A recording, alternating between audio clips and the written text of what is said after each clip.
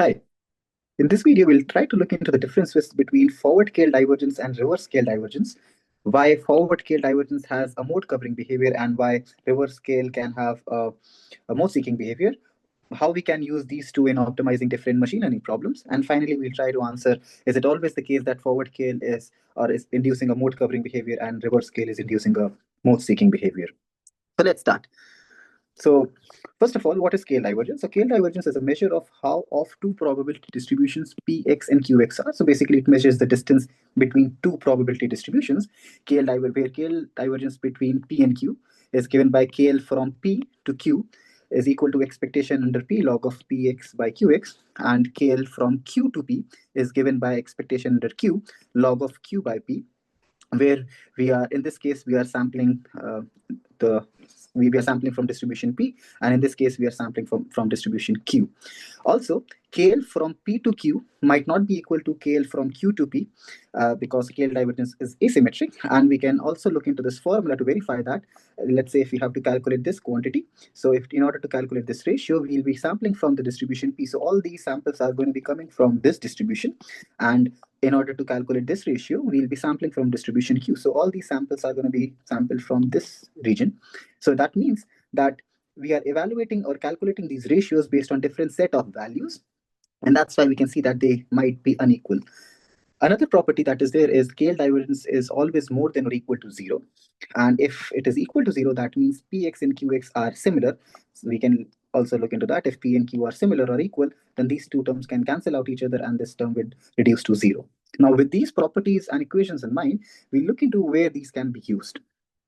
So in machine learning, we generally try to match the data distribution that is mostly unknown using an approximate distribution that is mostly parameterized by a neural network. So let's say, for example, we have a distribution q theta x that is an approximate distribution, and let's say the parameters are theta that are some d-dimensional vector. And let's say p of x is the true data distribution denoted by p data. So when we say that we are trying to match the data distribution, we'll try to bring q theta of x as close as possible to p of x. So now, if we want to have some kind of if we want to bring q theta x to be closer to p of x, so basically we have to define how we can have or measure some closeness based on some distance, and that's where we can use the KL divergence between p and q. So now we have two options here. We can either have KL from P to Q, that can be termed as the forward KL. Basically, we have the true distribution in the first place and the approximate distribution in the second place. Or we can also have KL from Q to P, and that is the reverse scale, where we have the approximate distribution in the first place and the true distribution in the second place.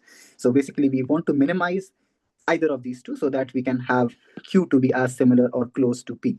So we want to ideally get the parameters theta so that it can minimize these quantities. So, but the question that arises is which one we can use, which optimization objectives should we be using? Should it be the forward scale or should it be the reverse scale? So let's say, for example, we are trying to minimize the forward scale.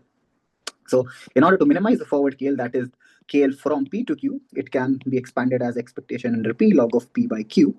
That can be expanded as an integral for continuous distribution and as an summation for discrete distribution. Now, let's say if we assume that q theta of x is a unimodal Gaussian, it might look something like this. And this term is being weighted by p of x because we are calculating expectation under p. So this log term is being weighted by this p of x probability distribution. So in a case where, let's say, we take a sample that is less likely in the true data distribution. So if p of x is approximately equal to 0, that means that this term is very small.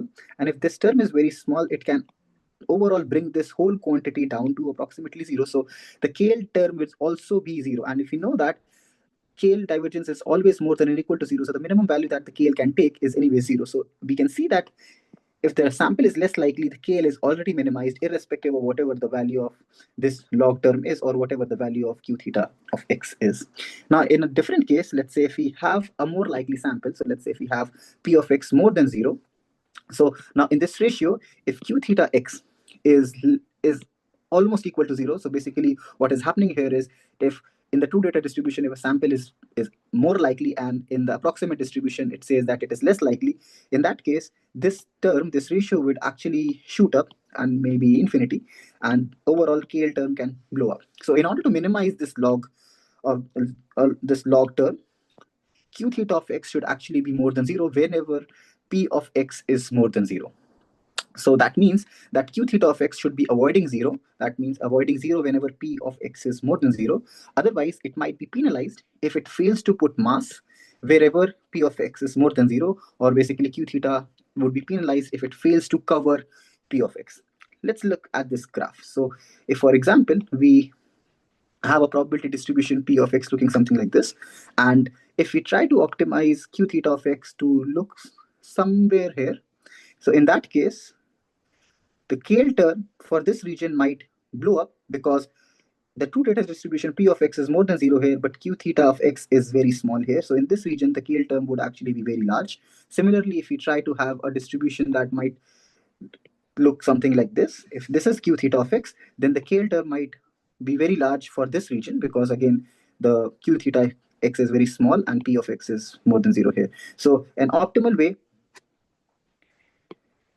to an optimal place where q theta of x can be here would be somewhere in this place. So basically what it's trying to do is q theta must put mass everywhere where data exists. It should avoid missing any particular data node. So basically it is trying to, that's why we say that it is mode covering. So it is trying to cover all the modes that are there. It's mean seeking because we see that it is trying to be placed, or q theta is trying to be located at a place where it is actually where the mean of these distribution if of these modes are lying. And it can also be considered as inclusive because it is trying to include or spread across all the modes that are possibly there in the true data distribution. So let's say we are minimizing the reverse scale. In this case, we'll have KL from Q to P, and we can expand that as expectation under Q, log of Q by P. And same case, we'll have integral for continuous and summation for discrete distribution. But in this case, we'll be weighing this log term by q theta of x, and we can again assume that q theta of x is a unimodal Gaussian. Now, in a case where the data likelihood, the sample is less likely in the true data distribution, that is p of x is very small or approximately equal to 0. So this term would actually would blow up or would be infinity because p of x is very small if q of x is more than 0. And in order to minimize this term, that is this log term, q of x should be very small or should be approximately 0 wherever p of x is 0. And we can see that from this equation that if this quantity is very small, then irrespective of whatever the value of the log is, this whole term would actually be very small. So what we're trying to do is we are trying to control that this should not blow up if by just making this weight to be very small. So this q theta of x, if we make it approximately equal to 0, then we'll not allow this term to blow up if data is, or a particular sample is less likely in the true data distribution. So what it is doing is it's kind of zero forcing. So it's forcing q theta of x to be 0 or low whenever p of x is low, or otherwise the KL will shoot up. So if you look at this plot, again, if we have the true data distribution to be somewhere here, and if we take the previous example where we are trying to, let's say, have q theta of x somewhere here. So now if in this region, p of x is very small, and if it is very small, this quantity would be very small and this term can be very large. So that's the reason why it'll try to have q theta of x somewhere here so that it can still match or still have an optimal or a minimal KL divergence between q theta and p of x. So what it is trying to do is it should not put mass wherever data never appears, or it should avoid unsupported behaviors or basically rare behaviors in the true data distribution.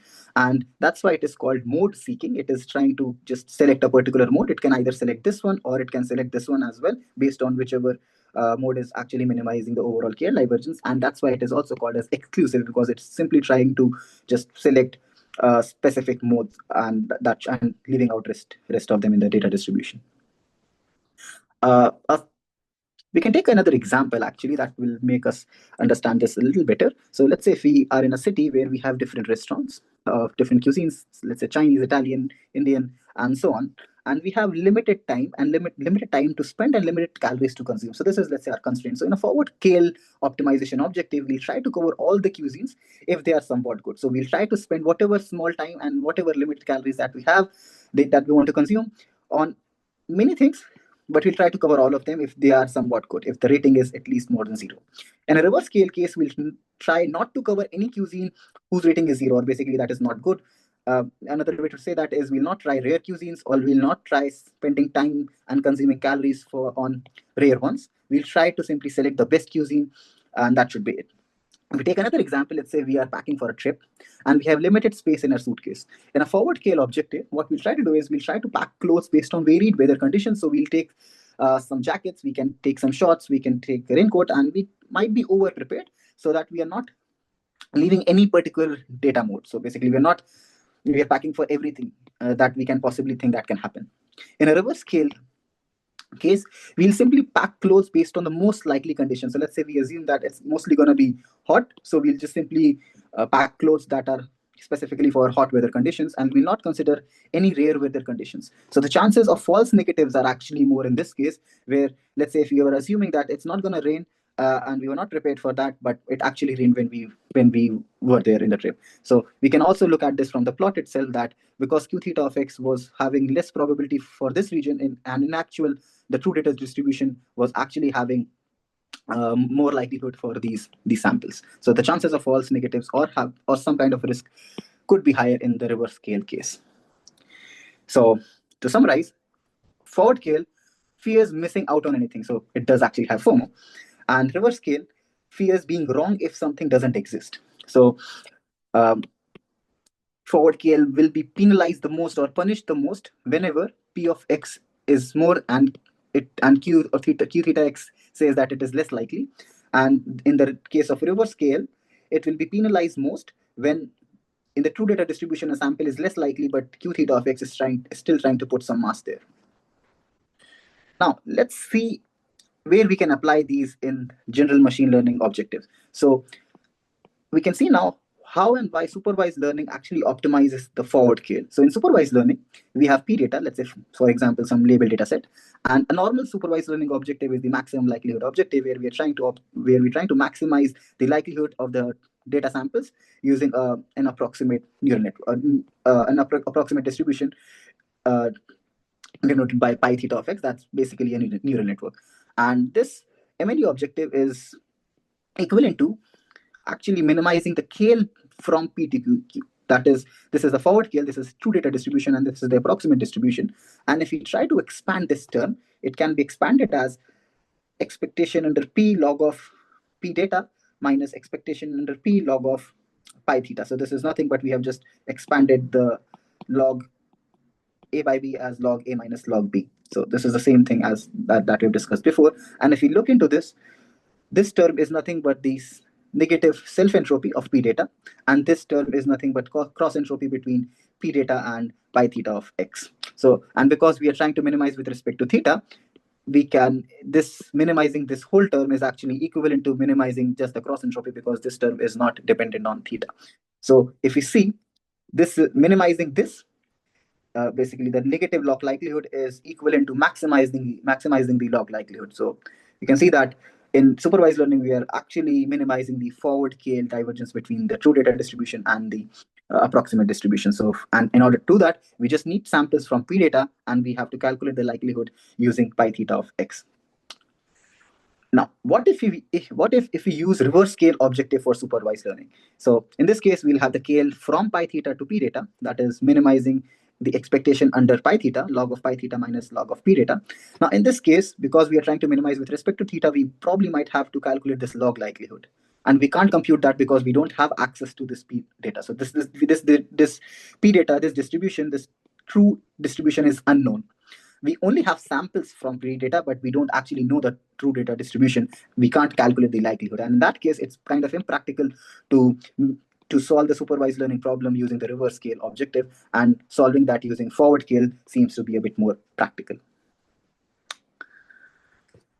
Now let's see how VAEs optimize the reverse scale objective. So VAEs are variational autoencoders. They are generative models where we can have an encoder and a decoder, where we pass a data sample from the encoder, get the latent representation, and using this we pass this latent representation into the decoder, and we get the data sample back. So this is the reconstructed X, where we can have the encoder to be represented as Q phi z given x, and decoder to be represented as p theta x given z. We can also look into this where when we get x from z using this decoder, it can be considered as a generation process, and when we have z from x, we can consider it as the inference process. So now VAEs try to optimize the elbow objective. Elbow is called as evidence lower bound, and how we did, and it can be given by this equation. So if we look at the first term, so this is what we are trying to maximize in order to when we train VAEs on a high level. So if you look at this term, this is actually trying to maximize the likelihood of the reconstructed samples that are generated from the decoder, let's say. So this is the decoder. So we are just simply trying to maximize the likelihood given z, where z are being sampled from this distribution, that is q phi z given x, that is nothing but this encoder. So overall, what we're trying to do is we're trying to see how good the encoder is in terms of generating the latent variable z, and that will be used by the decoder in order to reconstruct the data sample back. So this is the general autoencoder objective. Now the second term is actually a regularizer, where we are trying to minimize the distance between q phi of x, q phi z given x, and p of z. This can be termed as a prior distribution, that is nothing but a normal distribution. And what can happen is once we have this regularizer, is during inference or during test time, what we can do is we can discard the encoder and we can simply sample z's from this normal distribution and pass that into the decoder and get a new data sample. So that's why we are trying to have this posterior as close as possible to this prior distribution, that is nothing but a normal Gaussian of zero mean and unit variance. Now, how do we actually get this elbow objective? So we actually get that by this term. So overall, what we try to minimize in VAEs is the KL divergence between Q phi z given x and p of z given x. So Q phi z given x is the approximate posterior, and p of z given x is actually the true posterior distribution. So VAEs try to minimize this term, and that is given by the KL from Q to p is equal to negative of elbow plus log p of x. And if we rearrange these terms, we will get this term.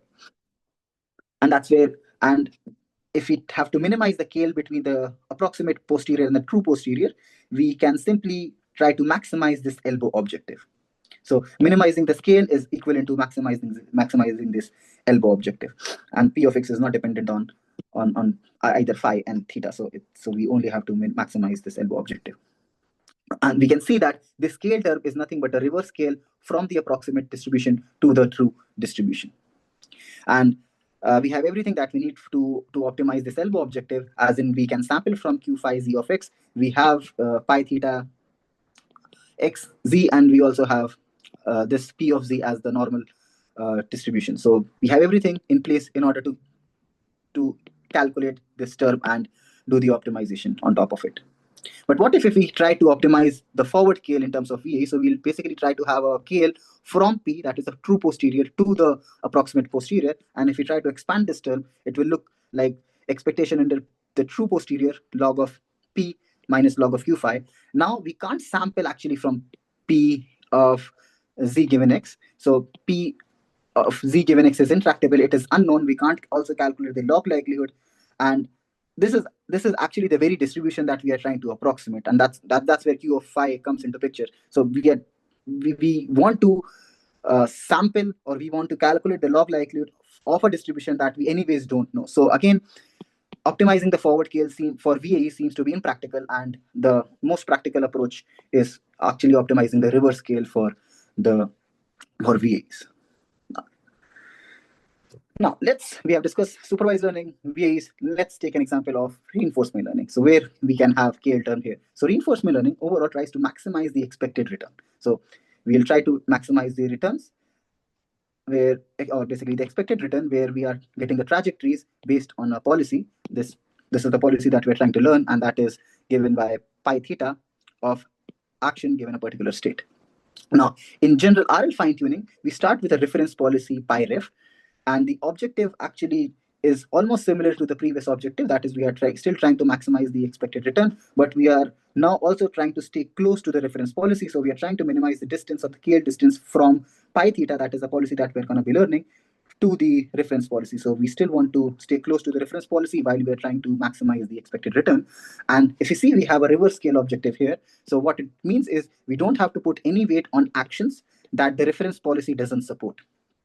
So if a particular action is less likely in the reference policy, we'll probably not try to put more mass or put more weightage of on those actions. And that actually depends upon the value of this beta. So the higher the beta is, we'll try to be as close as possible to the reference policy. And if we reduce this term, we'll just simply be maximizing the reward, and we might deviate from the reference policy. Let's take a practical example of where it can actually be used. So there was a recent blog on policy distillation from thinking machines. So there have been some recent works on policy distillation by some other labs as well. So what is actually on policy distillation? So the core idea of on-policy distillation is to sample trajectories from a student model and use a high-performing teacher to grade each token of the trajectory. So let's say, for example, if we have a student that, let's say we have, it's an LLM, and a teacher that's also an LLM, not necessarily that it needs to be an LLM, it could be any RL task as well. But let's say for this example, it's an LLM, and now the student generates some actions or tokens, and now each action or token is being graded by the teacher or verified or rewarded by the teacher. So it is having a dense feedback for each. The student is actually having a dense feedback for every action or token that it is generating. So overall, what is happening is we are kind of distilling the larger model's knowledge into the smaller one by making them think together token by token. Now, how is it different from general all on policy RL? So in general all on policy RL, there could be sparse rewards. Basically, we'll only get the reward at the end of the trajectory, even if it is on policy. And it's also different from off policy training in a case where we usually learn from expert trajectories, or let's say expert teacher trajectories, and the student is simply trying to mimic the teacher. A problem in this case could be because the student was only trained on the states that was observed by the teacher during inference, the student might land up in a state that it has not seen during the training data. So let's say if the student makes a mistake, it might land up in a state that was not there during training, and it might lead to out of distribution or basically some distribution shifts, leading to some compounding errors, and those compounding errors can be worse if we are dealing with longer sequences. So a better approach would be to make the student learn from its own states, and so that it can try to recover from its own mistakes. And that is what on policy distillation helps us with. So how can we do that? Is we are trying to have a per token reverse scale, that is the divergence between student and the teacher's distribution for each token. So if you see, this is the reverse scale from student to the teacher, and we are having it as an expectation under student distribution log of student's distribution minus the log of teacher's distribution. And what it is trying to do here is it tries to pushes the student to approximate teacher's behavior in every state that the student finds itself in. So when the student behaves identically to the teacher, the reverse scale would be 0. And because the reverse scale has a mode-seeking behavior, student learns one specific behavior, that is the teacher's, instead of spreading its distribution across several suboptimal solutions or options. So basically, it will not try to learn any specific behavior that was not supported by the teacher. And this is what on policy distillation would help us with. So overall, we have looked into that. For supervised learning, we can use the forward scale objective. For VAEs, we can use the reverse scale. And for RL fine-tuning, we can have the KL regularized RL, where we can still have the reverse scale objective to be optimized. Now, the question that arises is forward scale always mode covering, or is reverse scale always mode seeking? And the answer to that is it actually depends. In the first case, it depends how flexible q theta of x, or this approximate distribution that we chose, is. So we have assumed, if we remember, that q theta of x for the previous examples were just a unimodal Gaussian. And if you look into this figure, it says that how the choice of this figure shows that the choice of approximate distribution family affects the KL optimization.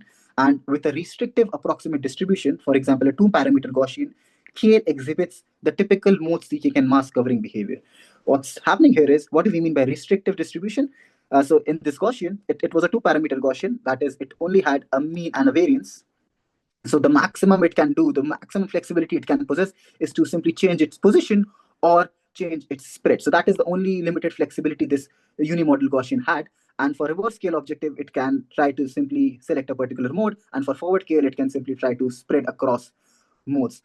But on the other hand, this intuition does not necessarily hold for flexible distributions. For example, if you look at this figure, this is a categorical distribution. And if we look at and as the optimization steps increase, we can see both for reverse scale and forward scale, this categorical distribution, the approximate categorical distribution is approximately matching the true distribution very well. So we can see that these intuitions, that is the forward scale is mass covering and reverse scale is mode seeking, hold if the variational family is not sufficiently expressive, and we can at best settle on an optimum with more than 0 KL. So if you see here, we are still trying to optimize the KL, we're still trying to minimize the KL, but it is still not 0. Whereas with a flexible family, optimizing either KL to the global optimum can well approximate a complex distribution, as we have seen in this case.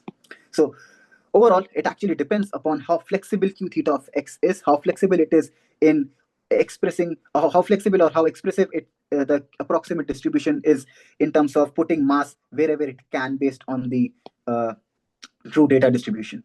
So what else? So in this paper, this is a recent paper named KL Regularized RL is Designed to Mode Collapse by Anthony Chin from NYU, presents a result where they say that in reinforcement learning settings, both KL regularization can have multimodal solution distributions. So if we recall this optimization objective for RL, we are trying to maximize the expected return and still trying to be closer to the reference policy. They present a result that say that the mode coverage actually depends on the regularization strength, that is this term beta, the relative reward, and the reference probability magnitudes rather than the type of KL. So if you look at this figure, given the same reward function containing 2 high reward modes, let's say these are the 2 high reward modes for specific set of actions or tokens here, and a reference policy with a support over the first half of the token space. So if we see that this reference policy is having these set of actions as more likely as compared to the actions in this half, optimizing the reverse and forward scale objectives lead to a wide variety of solutions that depend on the regularization coefficient beta. So if we again look at these plots, so as we are varying beta, so the smaller the beta is, so let's say if we are taking a smaller beta, it will only try to maximize the return, but it might deviate from the reference policy. And if we have a larger beta term, it will still try to maximize the returns, and it will also try to be as close as possible to the reference policy. So if you see here, for a smaller beta term, the final policy actually had put mass on actions that were high rewarding.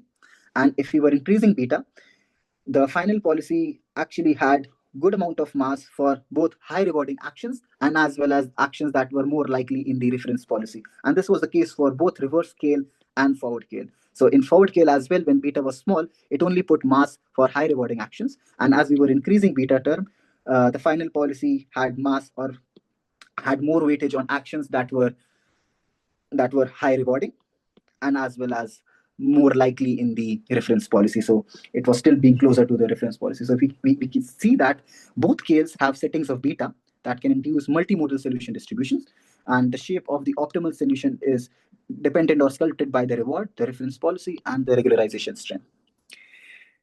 So overall, it actually depends upon the capacity or expressivity or the flexibility of the approximate distribution.